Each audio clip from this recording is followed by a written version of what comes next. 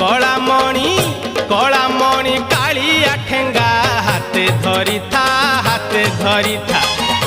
कलामणि कालिया ठेंगा हाथे धरी था गहन कानन नित्य वृंदावने गहन कानन नित्य वृंदावने धनमणि धनमणि धनमणि धेनु फल नहीं नीति बोलुथा कलामणि कालिया ठेंगा हाथे धरी था